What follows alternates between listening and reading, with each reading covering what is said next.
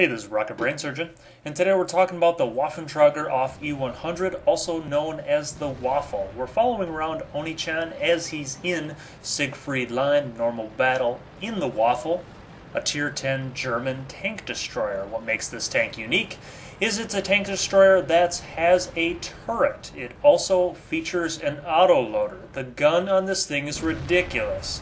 Now, he runs into a T-57 opposite him, and the T-57 is known for its burst potential, and the Waffle's just going to take a giant Cleveland steamer all over that guy.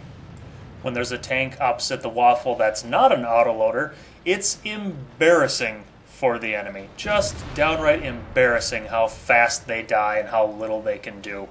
Now, Oni-chan is mounting the 128, and this is generally the preferred gun among Waffle drivers. The reason why is it's better in almost every way than the 150. So the 150 has an intra-clip reload time of 3 seconds. The 128 has an intra-clip reload time of 2 seconds. That means you can throw out more damage very quickly with less exposure. The aim time is better on the 128. The penetration is better on the 128. It still has a pretty high alpha of 560, and since you only have a 2-second reload time between shots, you're throwing down a lot of damage. Who cares about the 750 damage that the shot of the 150 gives you? There's also greater shell velocity on the 128, much better shell velocity, which helps in sniping, and it's a more accurate gun as well. The 150 is just bizarrely bad in comparison to the 128, that it's really not worth considering. The tank does have a very long reload time. The 128 has a full 60-second reload. That is forever.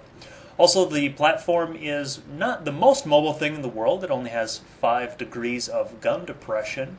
And there's that big honkin' turret on top. Now, the turret has another problem in that the armor is too thin. So it's only about 20 millimeters thick in a lot of places, in most places. So it's going to have overmatching problems. And what overmatching is, when the caliber of the shell is 3 times as thick as the armor that it hits, that means it will auto-penetrate. There is no chance for a ricochet. And even though the hull armor of the Waffle is surprisingly strong, it's kind of like an AMX-50B, the turret is so huge, who cares if the hull is strong, because everyone's just going to go for that massive blimp on top of your tank.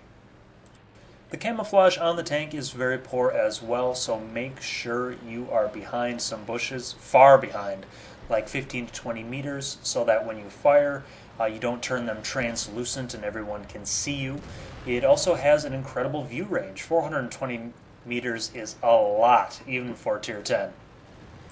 Even with those downsides, though, if you're not getting shot, you're just crushing people. I mean, he's going to pop up behind an AMX-50B, and yeah, the 50B's response time is not exactly stellar here, but there's nothing he can do. Even if he would have been facing the right direction, he couldn't have gotten more than 2 shots off.